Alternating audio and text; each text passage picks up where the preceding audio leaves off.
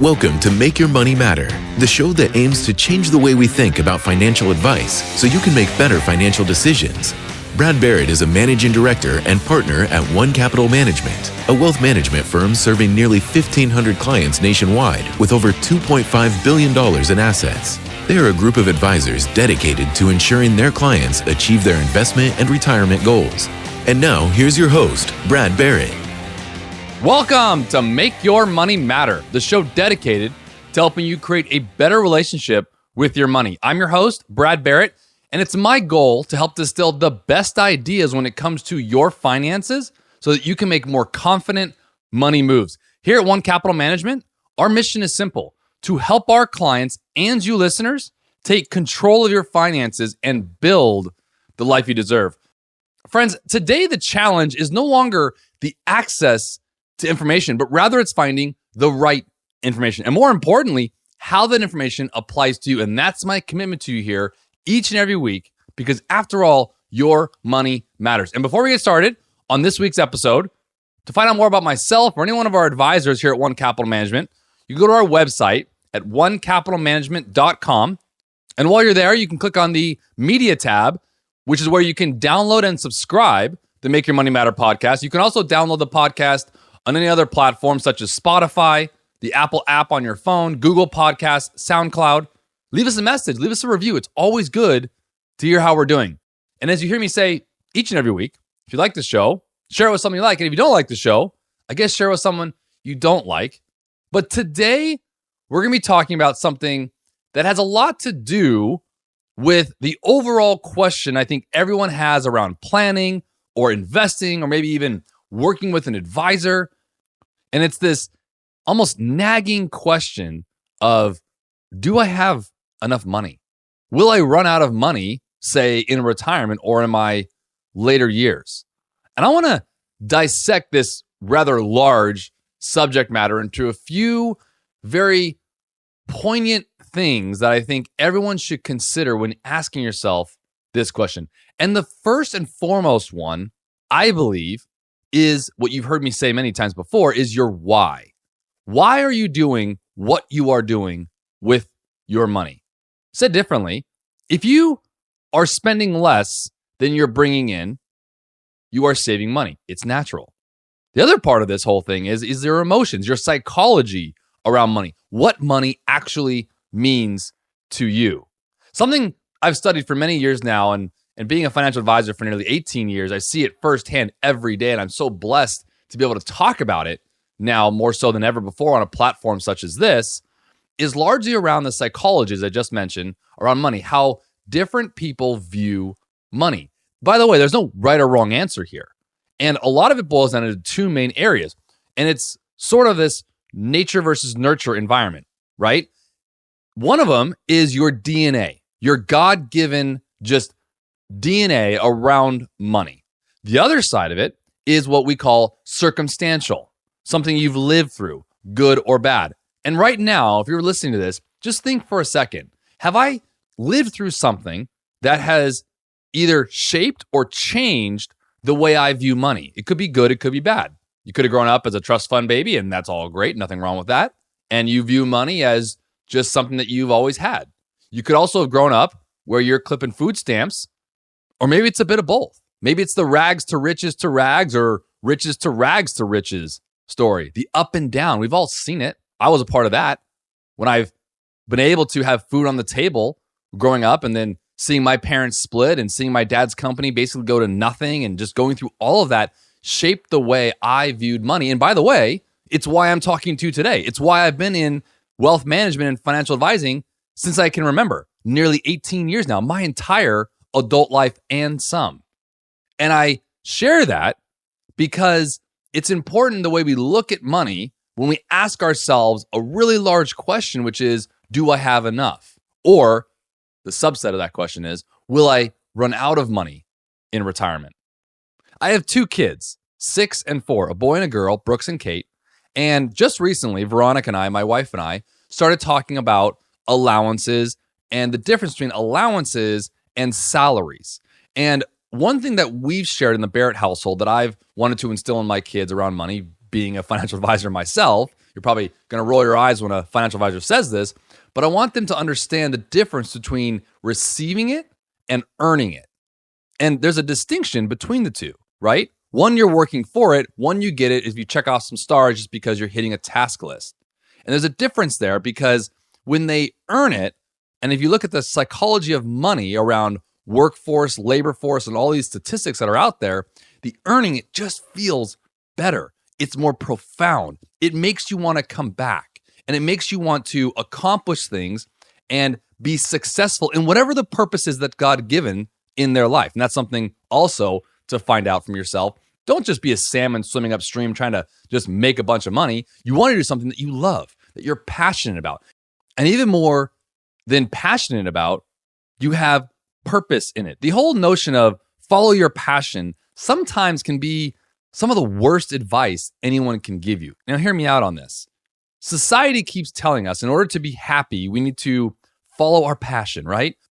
We've probably had a lot of advice and counsel in our life, whether from parents or uncles or aunts or grandparents or colleagues, maybe even a mentor saying, you should really just follow your passion. Now, the definition of passion, if you look it up, is a strong feeling of enthusiasm or excitement for something or about doing something. Essentially, it's an emotion. Think about that. Passion is an emotion. And the one thing we know about emotions is that they're not controllable. Society keeps telling us in order to be happy, we need to follow our passion. But think about it differently. Follow your barely controllable emotion. Sounds kind of ridiculous when you say it that way.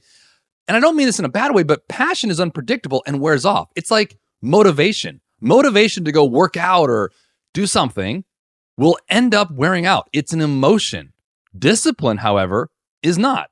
And by the way, it's the reason why people in their 30s, typically 30s and 40s, end up feeling stuck or unfulfilled and really not closer to their goals. Truth is, time for all of us, right, is the most valuable thing we can do, and it runs out very quickly. So instead of wasting your time by following your passion, the reality is, what I mentioned is finding your purpose in what you're doing. It has a strong correlation to how you view money and the money that comes from following your purpose. It's not your hobby or what you like doing on the weekends. It's what you have inside of you to help other people. Your purpose gives you the exact plan on what you should do, who you should help, and where you're ultimately going. It makes decisions easier and your path clearer and is not relying on emotions. And those two really correlate. Passion and purpose, or motivation and discipline, correlate a lot with how we view money. And money is a tool that we receive by earning something that we were working for. Is it not?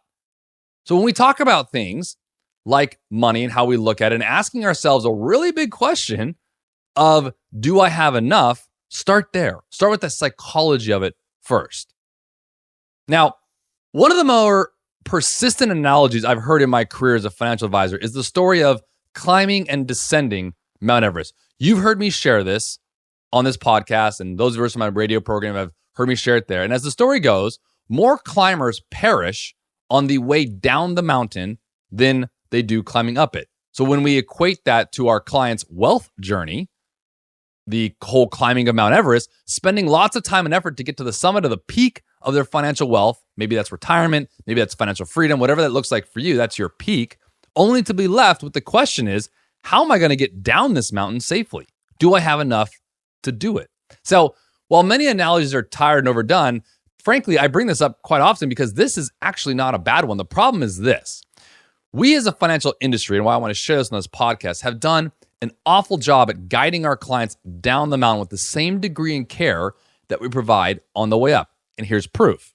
Your working years are what I typically call your accumulation years. That's where you're working and saving and hopefully investing and finding the right advisor. And in those years, most investment firms are marketing to you in those years. They want to build the wealth for you, look really good doing it, right? Help you have your money work for you versus you working for it. They'll say all those taglines, and that's true. And hopefully they're doing a decent job. But now you get to this point where all of a sudden you've hit this crescendo, this peak, whether again, that's retirement for you. Maybe that's, being financially free, just having your debts paid off, whatever that is. When you talk about that with your advisor, typically what happens is the advisor looks at you with a blank face and kind of goes, okay, we made it. This is what I think we should do going down. They're not an expert actually in the downhill part, which again, back to the analogy of the ascending and descending Mount Everest, tends to be the trickier part. Now, we've all heard of the 4% rule. You've heard me say this a lot on this program, this podcast, and we talk about it a lot here at One Capital Management, but we don't specifically talk about it as a 4% rule like most people talk about it. We discuss it rather as a spending rate, a spending of your liquid assets, understanding your distribution rate. Now, this 4% rule was popularized in the mid-90s by basically a bunch of historical study of withdrawal rates by this guy named William Bengen. I've mentioned this on the program before. You can look back at previous podcasts and we can go through that.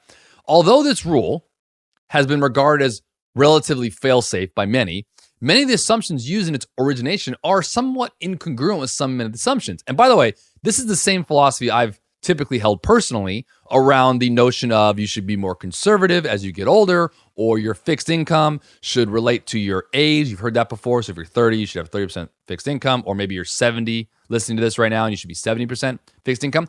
Those are all rules of thumb. Building it out specifically and purposely for you, for your family, for you and your spouse and your kids and your grandkids is really what matters. Now, you can run things in our industry called Monte Carlo analysis, which is basically showing you a bunch of different scenarios of best case scenario, worst case scenario, what have you, and then realizing, okay, what's your probability of landing in the worst case scenario? What's your probability of landing in the best case scenario? And you can kind of go through all this. And this task becomes a structure of withdrawals to stay within the acceptable probability of success range. So where am I going with this? Number one, it's important to understand your psychology of money, something I talk with my clients heavily about. And I've heard from a lot of clients that a lot of our meetings tend to be more financial therapy than anything else. Not necessarily I'm going into the meeting thinking that, but it becomes that way organically because there's so much more around money than just the numeric numbers themselves. Wouldn't you agree? So when you think about that, number one, the psychology of money, how you view money, understanding what you're going for to help yourself ask that question of, do I have enough, or am I going to always have enough money in retirement? To number two, understanding, okay, let's put some pen to paper here.